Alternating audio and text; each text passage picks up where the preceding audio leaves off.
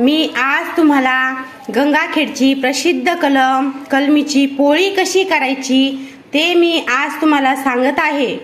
हे बघा, मी घेतलेली आहे कलम मी ठेवलेली होती फ्रीज मध्ये, म्हणून मी त्याचे बारीक बारीक काप करून घेतलेले आहे। आता ही कलम मिक्सरला छान बारीक करून घ्यायची आणि थोडीशी साखर टाकायची त्याच्यामध्ये थोडीशी साखर टाकून ह्याला छान बारीक मिक्सर मधून काढून घेतलेला आहे। आता याची छान पोळी करायची, कलमीची पोळी। हे बघा, मी छान ताटामध्ये कलम काढून घेतलेली आहे।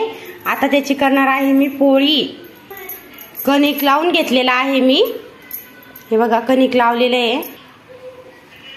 छान कलम भरून घ्यायची पोळीच्या उंड्यामध्ये। हे बघा, मस्त कलम भरून घेतलेली आहे।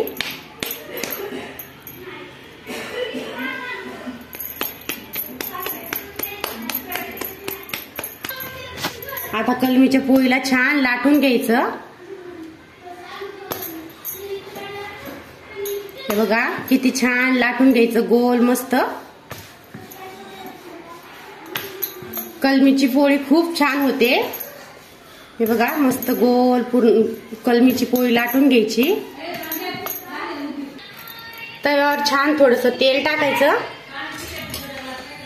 पोळी टाकायची। हे बघा, आपली पोळी किती छान भाजत आहे। हे बघा, आपली पोळी किती छान भाजायली। हे बघा, कुरकुर खुसखुस पोळी भाजते आपली। हे बघा,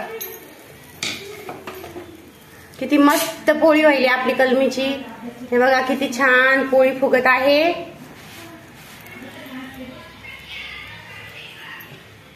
कलमीची पोळी खूप छान आणि खूप टेस्टी लागते खायला। हे बघा, किती छान व्हायली आपली कलमीची पोळी। हे बघा, किती टंब फुगलेली। आता त्याला छान तेल किंवा तूप आपल्याजवळ जे अवेलेबल आहे ते लावायचं। तूप लावायचं किंवा तेल लावायचं। तूप लावल्यावर खूप छान लागते। हे बघा, किती छान भाजलेली आपली कलमीची पोळी। हे बघा, किती छान झाली कलमीची पोळी।